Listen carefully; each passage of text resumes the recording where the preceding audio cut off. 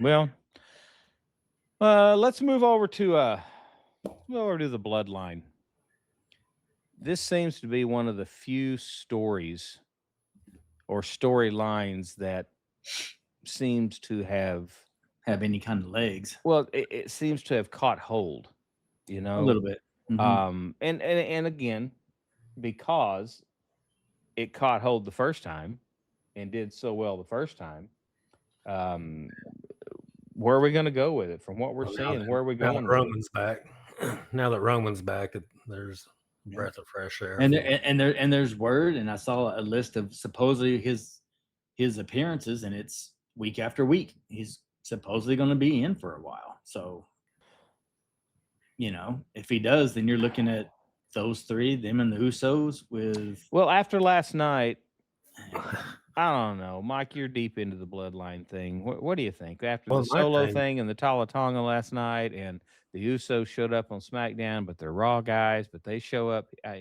What's your first opinion? Yeah, don't forget about the phone call either. So go for and it. You got a phone call. Freaking phone call. That's our new thing now. Phone calls. Yeah, another. Yeah, that paid off so well this last time. Let's do it again. Yeah. Well, what do you think, Mike? What do you think? I don't. Are we done with the SmackDown versus Raw? Because at this point, is Bloodline going to carry the main event for both shows? Well, I don't know, because all of a sudden Gunther shows up and hits Cody. We'll get to that later, but let's focus on the Bloodline for a little bit here. Yeah.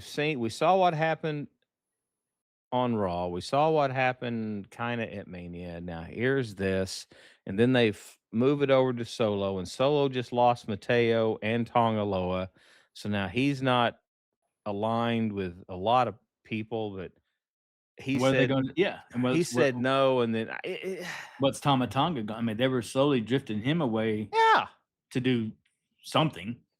And that's where they were going. He and Tonga Loa were supposed to get together with Tonga and do the Haku family thing, and let's go. Right. But now that's out the window because they threw two of them out. Mm-hmm. It's like they keep changing gears in the middle of. There's so many stories that they go, then all of a sudden, bam, it's gone. You've got. All right, I was doing numbers. Yeah, here we go. I was doing math. You're doing Bloodline math. You're doing Bloodline math. Okay, so you got Roman. You got Roman. You got the Usos. I'm writing this down so I can see where you're going. All right, Roman and the Usos. Go. You got Solo. You got Tonga. You got Tama Tonga, which they could drag him back. Sure. You have. Well, they're going to have to. You have Fatu out there, who's all of a sudden doing a Tongan death grip for his finisher. Well, he's out of the blue. He's going to be the wild card this time around.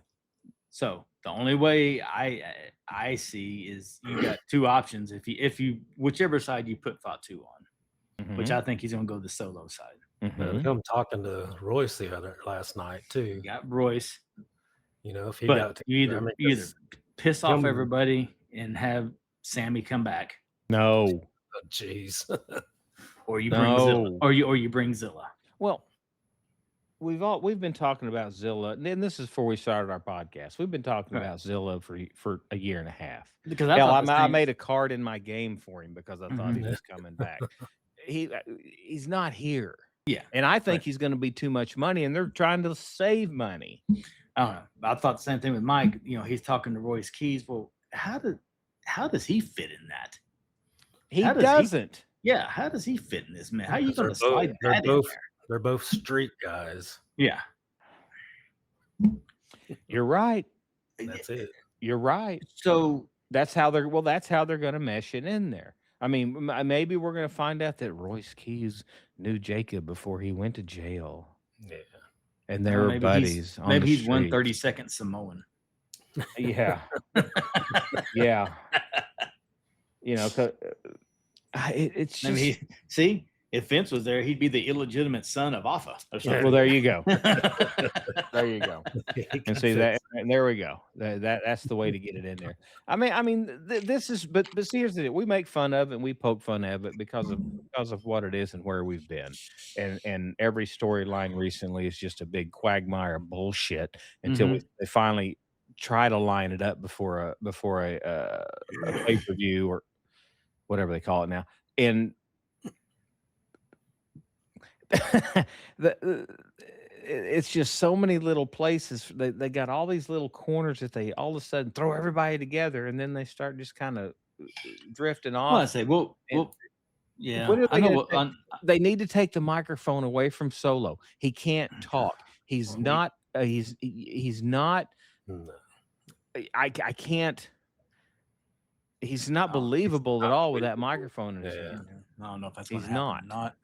Like I said, they got to figure out something now. Now that they drug 2 of them away, or 3 of them, because they were pulling. They pulled. Yeah, they pulled Tom out, and it was and it looked like to me they were trying to make him a face all of a sudden. But I really need to. I really would like to know what happened. You know, if you're building this story, which was a good story, we all 3 finally said, okay, they're finally going somewhere with this solo MFT thing.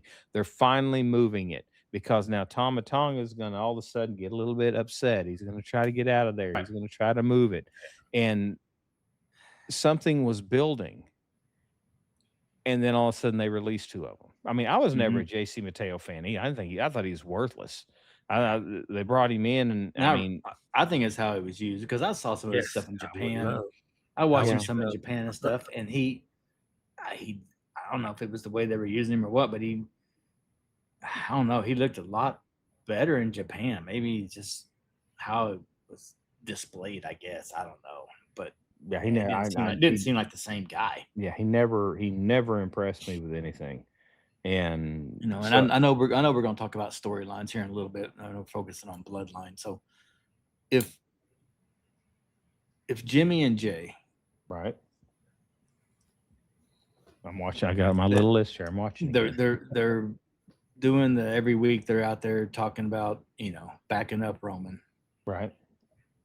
How many weeks are we going to do that? That's my thing. Before we go a direction. Yeah. Which way are we going to go? Well, are we going to do this all the way up to Backlash? On Raw and SmackDown. Yeah. Well, last night's tag match was just kind of out of the blue. Right. You bring in the Usos over to SmackDown so they can wrestle Solo and Tama Tonga. And then that gives Jacob a reason to come out, who's also a Raw guy, because he's going after Roman, but he shows up on SmackDown because Solo and his guys who aren't there anymore attacked him on a Raw show. I mean, I don't care if they go back and forth. I don't. I mean, it worked back in the day when they first came out with SmackDown. Yeah, they were going to both the days of this is Raw and this is SmackDown are. But you got too many, and I guess this could be why they made the cuts they did. Maybe that's why they got rid of everybody. They're going to start blending the shows, which is fine. That's fine. But then why do you bring all these other people up? Yeah, because you got. I mean, I don't know. I'm again. They've got us totally confused and totally bumfuzzled on this deal, because they just every time we start to get our legs under a storyline, they blow it up on us by doing something stupid. And here we go again. Because I tell you what, the guys they brought up, I'm not overly impressed with anyway. So exactly. Trick Williams can carry the show pretty good. Yeah, but he's already been there. But yeah, I mean, I'm talking the latest ones again. We'll get to it, but then again, you got a guy like okay, and none of them will fit into the Bloodline storyline. So the Bloodline's just going to be a wait and see every Monday and then every Friday. Yeah, the Bloodline for a while. We're just gonna have to wait and see where it goes.